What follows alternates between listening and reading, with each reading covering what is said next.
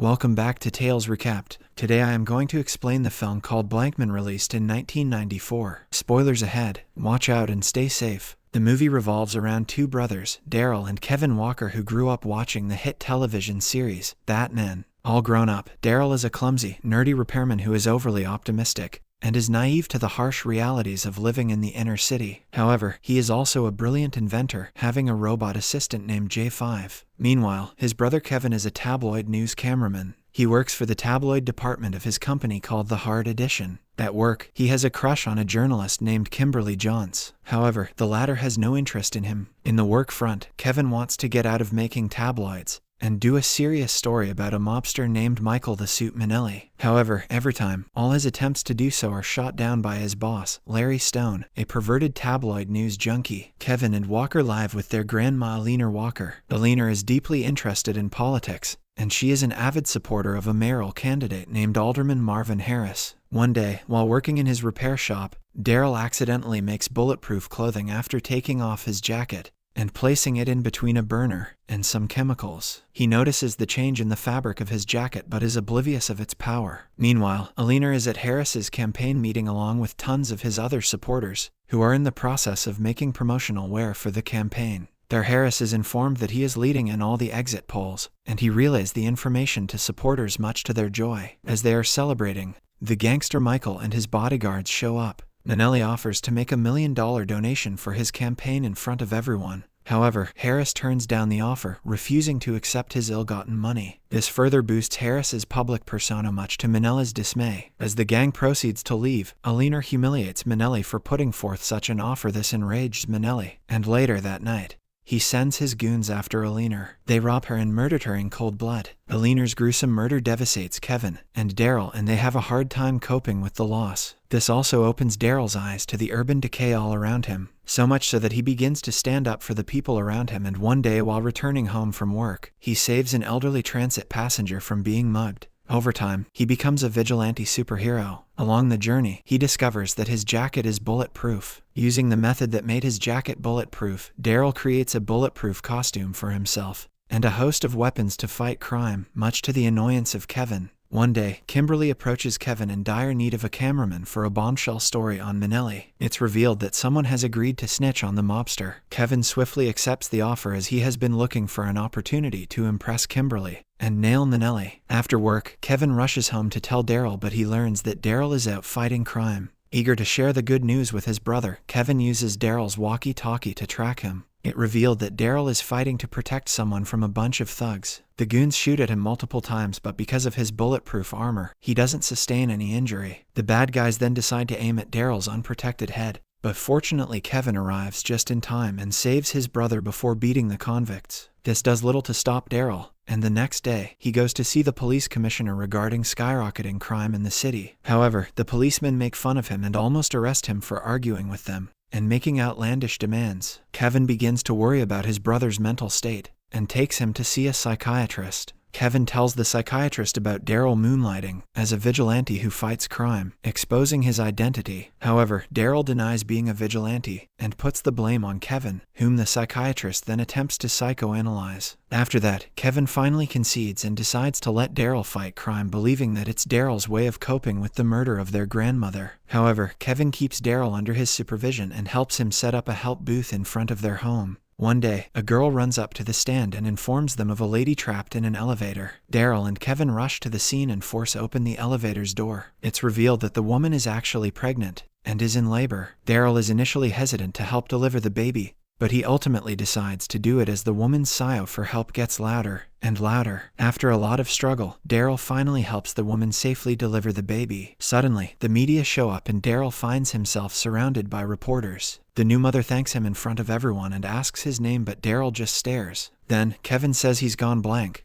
to which everyone interprets this as his name, Blankman. The news about Blankman's heroism spreads like wildfire and attracts people's adoration, including that of Kevin's crush Kimberly. She tells Kevin about her wish to interview Blankman, and Kevin promptly promises to arrange one for her. Daryl refuses to talk to the media, but Kevin pleads with him and Daryl is eventually forced to relent. However, he agrees to the interview on the condition that she comes alone. Meanwhile, Harris's campaign is a success, and he gets elected mayor. However, after becoming mayor, he joins hands with the mobster Minolito to pull in cash. This goes for several weeks, but one day, Harris watches a story about Blankman's heroism and all the good he has done for the community. The piece touches him and he feels guilty for selling out. Resolving to atone for his mistakes, Harris reports Minnelli to the police. The mobster soon finds out about the arrest warrant and threatens Harris with trouble. Meanwhile, Daryl and Kimberly meet at the subway station for the interview. He takes her to his secret hideout, the Blank Station, an abandoned subway station filled with all of his inventions. There, Kimberly interviews him and asks him about his journey. When Daryl reveals that he started fighting crime because of the murder of his grandmother, Kimberly instantly falls for him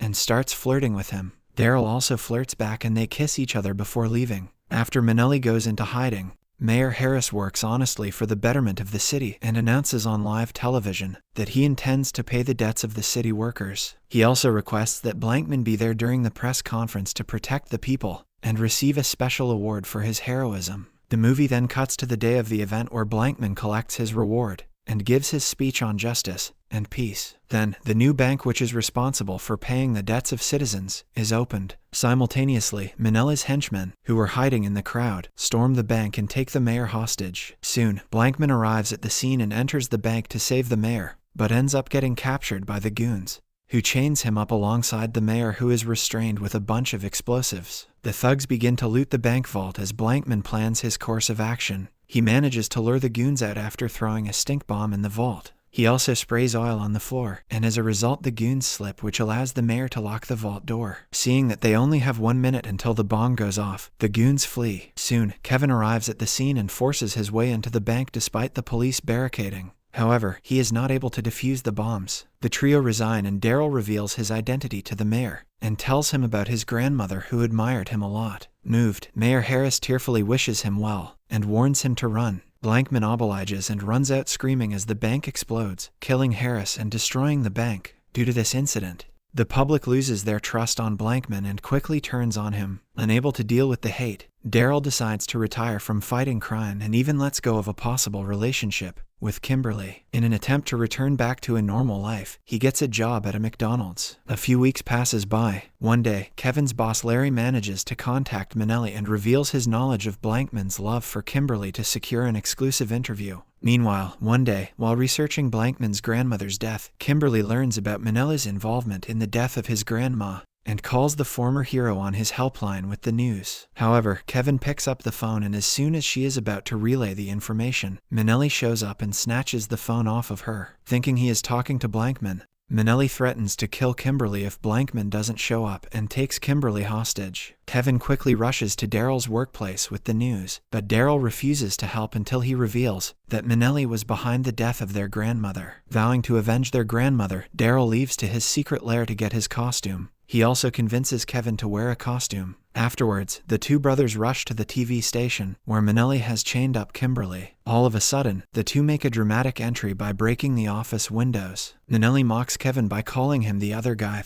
but the latter adopts it as his superhero name. Then, Kevin and Daryl then fight Minnelli's goons, but the goons overpower the brothers. Kevin and Daryl are thrown into a tank which is being slowly filled with water. Meanwhile, Larry and Kimberly chained up nearby. Before leaving, Minnelli reveals that he has hidden several bombs to destroy the building. This freaks Kevin out, but Blankman reassures him that he has nothing to worry about as he has called his robot J5 for help. Soon, the robot arrives and saves the two vigilantes by punching holes into the tank, weakening the glass for the two to break together. As soon as they are liberated, J5 sniffs out the bombs which happen to be hidden in the women's bathroom. Blankman stuffs the explosives inside J5, which can easily contain the explosion before freeing Kimberly. The situation is finally under control, but Kevin leaves his boss Larry inside the building as a joke, leaving him thinking that the bombs are still yet to be found. Soon, the bombs explode and the robot saves everyone's life, but unexpectedly destroying itself in the process. This enraged Blankman and he vows to take revenge on Minnelli. In no time, Kevin and Daryl manage to track Minnelli at his hideout and prepare for their final battle. An overconfident other guy taunts Minnelli but ends up getting wounded.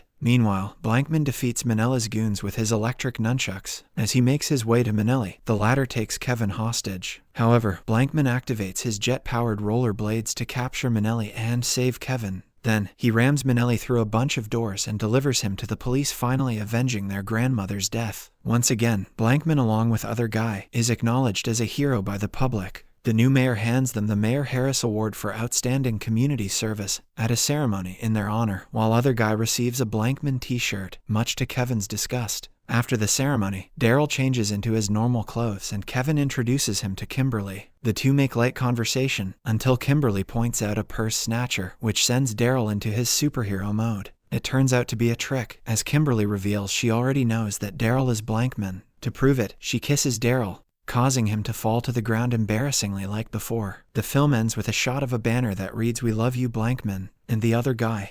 Subscribe and hit that like button to help our channel grow. Turn the notifications on so you won't miss any of our new videos. Thanks for watching.